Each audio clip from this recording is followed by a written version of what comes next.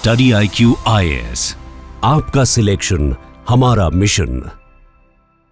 नमस्कार साथियों, मैं हूं डॉक्टर पंकज मिश्रा और स्वागत है आपका स्टडी IQ IAS हिंदी पर। दोस्तों, आज जो आपने थंबनेल देखा है उसे देखकर आपके मन में भी शायद पहला सवाल यही आया होगा कि क्या भारत को कोई बड़ा झटका लगने वाला है। क्या अब हमारे देश में जो 500 रुपए का नोट है जो हमारी जेब में रखा हुआ है, क्या वो सुरक्षित है। और आज की कहानी न सिर्फ आपको हैरान कर देगी बल्कि आपको अपनी जेब में रखे नोटों को दोबारा पलट कर देखने को मजबूर भी कर सकती है। दोस्तों, याद कीजिए वर्ष 2016 देश में एक ऐतिहासिक फैसला हुआ था, नोटबंदी का फैसला। तब हमसे और आपसे क्या कहा गया था? कहा गया था कि भाई नए नोट आएंगे, नई सिक्योरिटी फीचर्स होंगे, आतंकवादियों की कमर टूट जाएगी और जो जाली नोटों यानी कि फेक करेंसीज का धंधा करने वाले लोग हैं ना, वो पूरी तरीके से बेरोजगार हो जाएंगे। लेकिन साथियों, आज लगभग 10 साल बाद देश के केंद्रीय बैंक यानी कि रिजर्व बैंक ऑफ इंडिया की एक ऐसी रिपोर्ट सामने आई है जिसने नीति निर्माताओं के कान खड़े कर दिए हैं। रिपोर्ट यह कहती है कि भाई बाजार में जो 500 रुपए की नकली नोट हैं उनकी बाढ़ आ चुकी है। और बात यही नहीं रुकती, बात यह भी है कि अब इस बात पर चर्चा चल रही है कि क्या भारत सरकार और RBI को कागजी नोट के इस झंझट से हमेशा से मुक्ति पा लेनी चाहिए और पॉलीमर यानी कि प्लास्टिक करेंसी की तरफ बढ़ने का अब समय आ चुका है। आज के सेशन में हम इसी पूरे नेक्सस को डिकोड करेंगे कि आखिर यह पूरा खेल है क्या। तो चलिए शुरू करते हैं। साथियों, सबसे पहले मैं जो बात करना चाहूंगा उसमें आंकड़ों पर गौर कीजिए। RBI के रिपोर्ट के हिसाब से, क्योंकि डेटा कभी झूठ नहीं बोलता। अभी हाल ही में RBI की एनुअल रिपोर्ट आई है।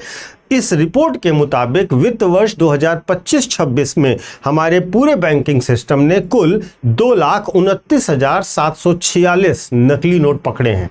अब आप कहेंगे कि सर पिछले साल यह संख्या 2,17,000 के आसपास थी, अभी करीब 5.7% की वृद्धि हुई है। तो इसमें डरने वाली क्या बात है? इतनी बड़ी आबादी में थोड़ा बहुत तो ऊपर नीचे चलता रहता है। लेकिन दोस्तों, बिल्कुल आराम से समझिएगा, असली कहानी इसकी कुल संख्या में नहीं है। असली ट्विस्ट छिपा है उस 500 की नोट के पीछे। जरा अब इस आंकड़े को समझिए। फाइनेंशियल ईयर 26 में अकेले 500 के जो नोट पकड़े गए वे 1,41,907 नोट थे।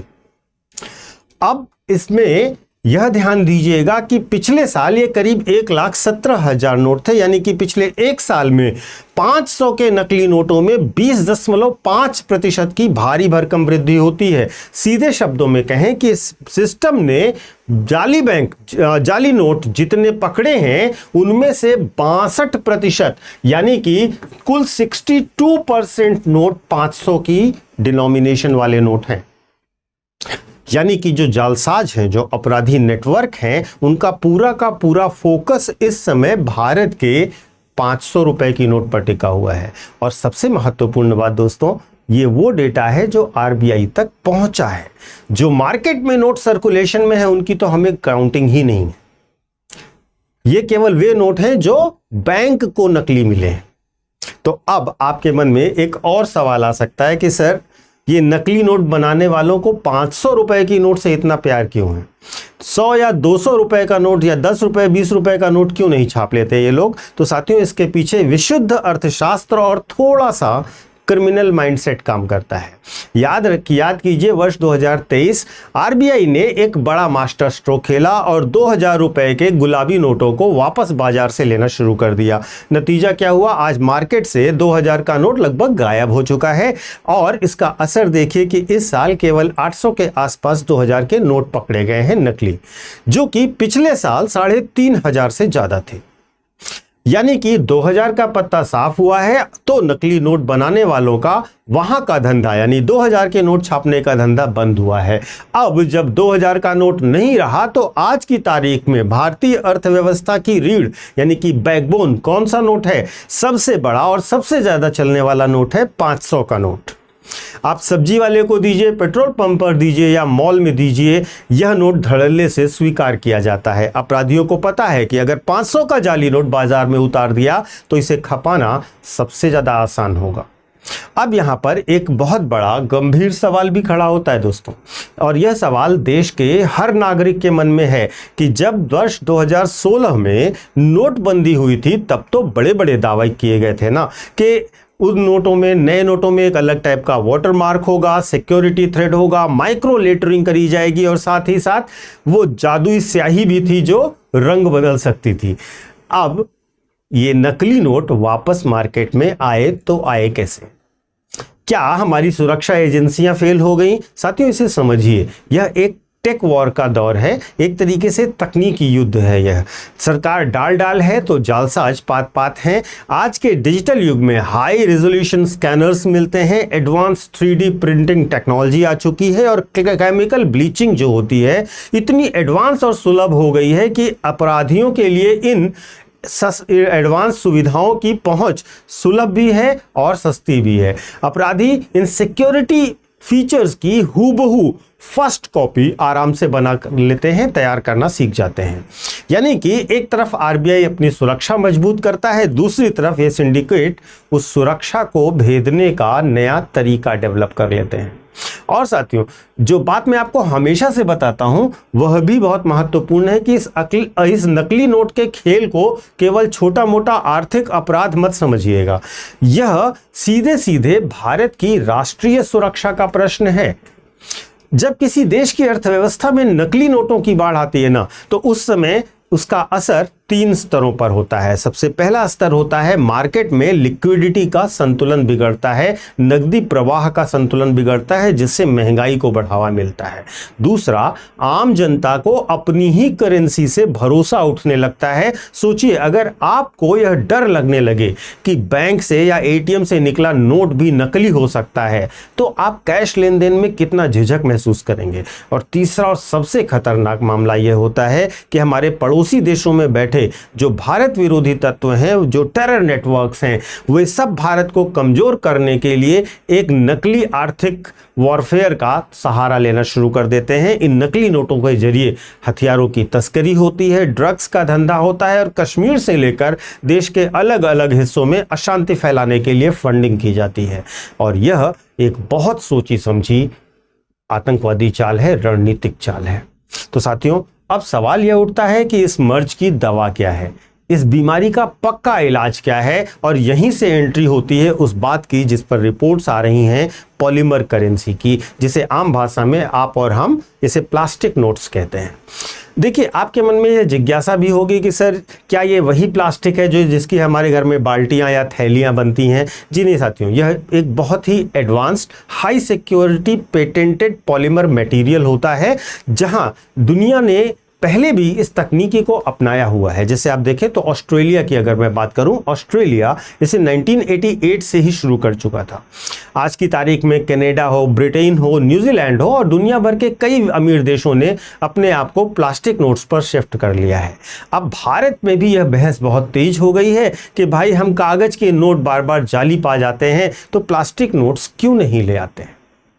अब यहां पर देखिएगा, अगर हम सुरक्षा की तुलना में और पूरी तरीके से तुलना करें तो कागजी नोट की नकल बनाना आसान भी है और तकनीकी सुलभ है। पॉलीमर नोट की बेहद मुश्किल है इसकी कॉपी बनाना। इसमें ट्रांसपेरेंटेड विंडो होती है और होलोग्राम होता है।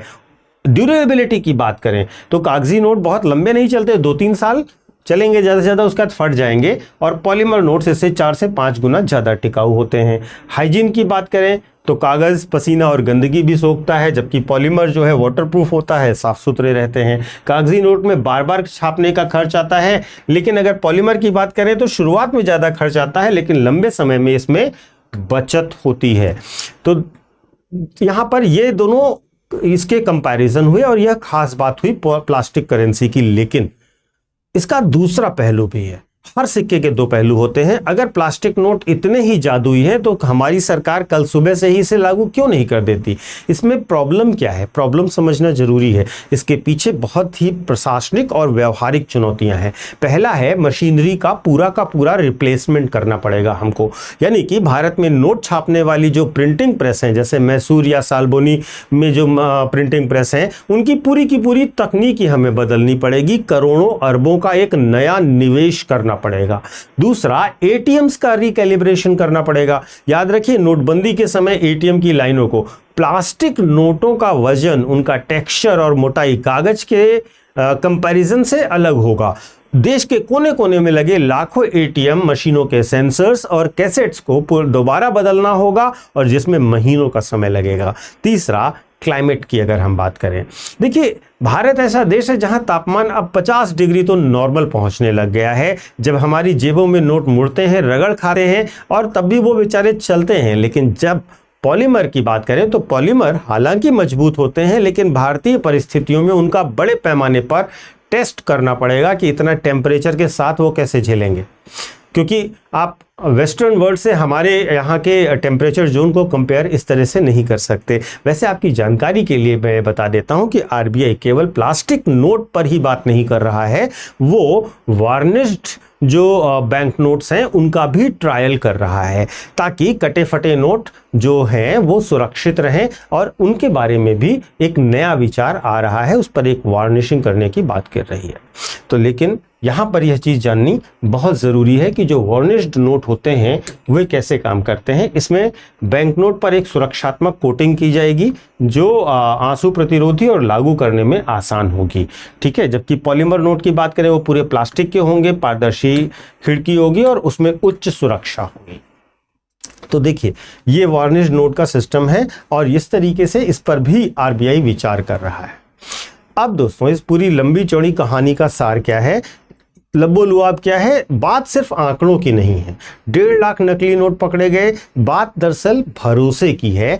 जब आप अपनी जेब से निकाल कर 500 का नोट देते हैं या आपको कोई नोट देता है तो आप उस कागज के टुकड़े का सौदा नहीं कर रहे होते, आप भरोसा कर रहे होते हैं कि उस पर छपे गवर्नर के जो दस्तखत हैं उन पर आपको भरोसा है, जो कहता है मैं धारक को 500 रुपये अदा करने का वचन देता हूं।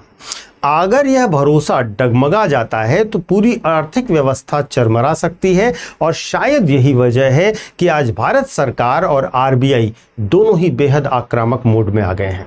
अब देखना यह होगा कि क्या भारत आगे आने वाले समय में पूरी तरह से प्लास्टिक नोट्स की तरफ कदम बढ़ाएगा या फिर हमारा अपना डिजिटल रुपया ही नगदी की ज़रूरत को समाप्त कर देगा, या फिर भारत दोनों का एक कॉम्बिनेशन लेकर आगे बढ़ेगा। इस पूरे विषय पर आपका क्या सोचना है, अपनी राय अवश्य कमेंट करके बताइएगा। मामला नोट का है तो नोट भी साथ में कर लीजिएगा। जितनी इंपॉर्टेंट बातें मैंने बताई, मैं आपको अपने सोशल मीडिया बता देता हूं, सोशल मीडिया हैंडल्स बता देता हूं। यूपीएससी मेंटर पंकज सर के नाम से आप मुझे कनेक्ट कर सकते हो इंस्टा और टेलीग्राम पर। यहाँ पर आपको मेरे सारे वीडियोज़ के लिंक मिल जाया करेंगे। और इसके साथ साथ जो बच्चे यूपीएससी की तैयारी करना चाहते हैं वे हमारे साथ जुड़ सकते हैं, हमारे सामान्य अध्ययन के बैचेस से जुड़ सकते हैं। ये बैचेस P2I बैच होंगे जो कि आपकी प्रीलिम्स टू इंटरव्यू पूरी तैयारी कराएंगे। वर्ष 2027, 2028 या 2029 जो भी आपका लक्ष्य हो, आप हमारे बैचेस से जुड़िए। हमारे नए बैचेस 6 जून से शुरू हो रहे हैं। हमारे सारे बैचेस स्मार्ट मॉडल से इंटीग्रेट किए गए हैं, जिसके बारे में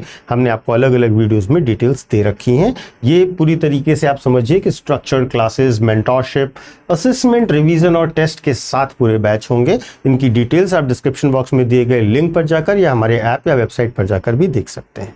कोर्स को खरीदने से पहले आप PK लाइव कोड का इस्तेमाल कीजिएगा, क्योंकि यह कोड आपको एक अच्छा खासा डिस्काउंट भी हमारे प्रत्येक कोर्स पर दिलाएगा। Thank you so much. जय हिंद। स्टडी IQ IAS, आपका सिलेक्शन हमारा मिशन।